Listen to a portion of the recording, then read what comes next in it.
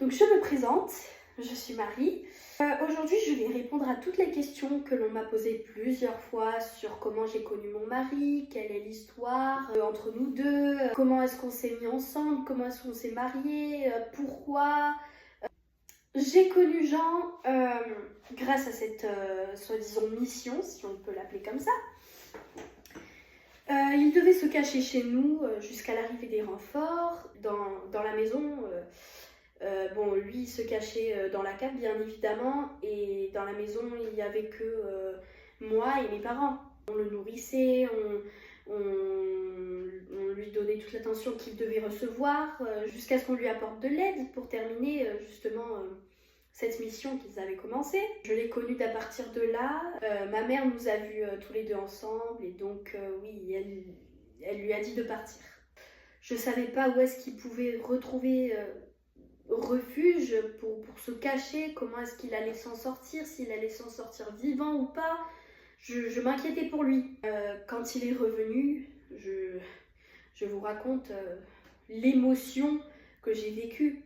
Quand il est revenu et que je l'ai vu, j'étais de l'autre coin de la rue, je l'ai vu, je me suis mise à courir vers lui pour l'enlacer, comme si c'était depuis une centaine d'années que je ne le voyais plus. Nous nous sommes tout de suite mariés, mes parents ils étaient totalement d'accord sur ce fait. Ils pensaient tous la même chose, que j'allais retrouver la paix, la bonne humeur et la joie, tout ce que je méritais. Et donc, nous nous sommes mariés, nous avons eu un enfant, et sauf qu'un jour, malheureusement, pendant qu'il était au travail, il a été interpellé par deux gardes, lui et son ami, en lui disant qu'il avait une rencontre avec le juge pour ce qu'ils avaient fait. Et donc moi, je me suis inquiétée quand il est rentré le soir et qu'il m'a raconté ce qu'il devait passer. Je me suis tout de suite inquiétée, bien sûr. J'allais pas rester là à ne pas m'inquiéter, à dire « Oh, c'est pas grave, ça va passer ». Non, je me suis inquiétée comme si j'avais peur qu'on me l'arrache des mains encore une fois, et que cette fois-ci ce soit définitivement et que je ne le vois plus jusqu'à la fin de mes jours. J'avais peur de ça, évidemment. Lui et Camblin, eh bien, tout simplement, quand ils ont été justement pour cette mission, qu'ils ont tué un traître qui était parmi eux, lui et son fils, ils les ont tués tous les deux. Et donc c'est pour ça qu'il a été interpellé, qu'effectivement ils ont été pris, et donc c'était la peur de ma vie. Vraiment, la peur, quand je dis la peur de ma vie, je n'exagère pas du tout, même je crois que c'est très léger de dire ça. Je pensais dans ma tête, s'il me l'emmène, s'il me l'emporte à jamais, comment je fais? Je suis seule avec un enfant, je ne pourrais pas m'occuper de mon enfant comme j'aimerais bien. Je devrais, je sais pas, il y a eu un tas de choses dans ma tête qui se trimballaient à ce moment, de tas de choses négatives que oui, ça m'a inquiétée. Et puis après on m'a posé une autre question sur le comment je me sentais à propos de que mon mari soit justement pour la résistance. On m'a posé la question si j'acceptais ce fait ou non, si j'étais avec lui, si j'étais d'accord avec lui ou pas. Évidemment, je suis toujours d'accord avec lui sur ce fait, justement. Je suis pour la résistance, mais pas seulement parce qu'il est mon mari, mais juste parce que, justement pour le fait de la libération de la France, oui, voilà, donc je suis d'accord avec lui à 100%, et je le soutiens, mais n'empêche que je m'inquiète un peu trop pour lui. Voilà. Quand j'ai appris, bien sûr, la mort de notre fils, évidemment qu'il s'est suicidé, et qu'il a écrit justement que son père n'est pas un assassin.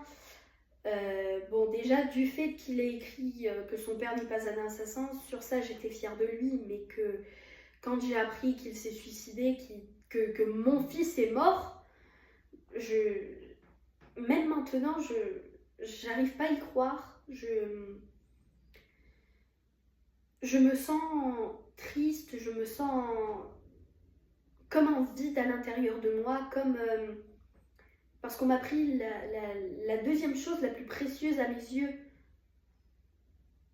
Donc oui, c'est tout ce qui représente mon mari, moi, comment on s'est connus, qu'on s'est mariés, qu'on est ensemble. Et puis j'aimais mon fils, je l'aime toujours, j'aime mon fils profondément. Donc de savoir qu'il s'est suicidé, ça m'a bouleversée. Sur le moment, je pensais que c'était un mensonge, je pensais que c'était une blague. Et puis quand j'ai réalisé que c'était la vérité, oui, voilà, je suis encore émue là maintenant, je sais pas comment réagir à ce fait. Justement, je me sens pas bien d'en parler. Quand on m'a posé la toute première question la toute première fois qu'on m'a posé cette question, comment je me sentais à propos de mon fils qui s'est suicidé, je n'ai pas voulu y répondre. Et puis pendant des années et des années encore, là maintenant j'y pense, ça me tourmente les nuits, ça me fait faire des mauvais rêves, j'arrive pas à dormir correctement, je pense pas, je suis plus moi-même sans mon fils. Déjà que c'est dur sans mon mari, tous les moments que j'ai passés sans mon mari, alors figurez-vous sans mon fils, c'est pire encore. Mon fils, pour moi, il est sacré. Personne ne peut lui faire de mal et puis personne ne peut l'obliger à se faire du mal à lui-même, si vous voyez ce que je veux dire. Donc oui, ça m'a juste bouleversée, voilà. En tout cas, ça m'a fait plaisir de vous raconter cette histoire et de répondre à vos questions surtout. Et oui, si vous avez d'autres questions, n'hésitez pas à me les poser. Je suis toujours disponible à y répondre. Donc je vous dis à la prochaine fois, évidemment, bien sûr. Et donc oui, voilà. Au revoir.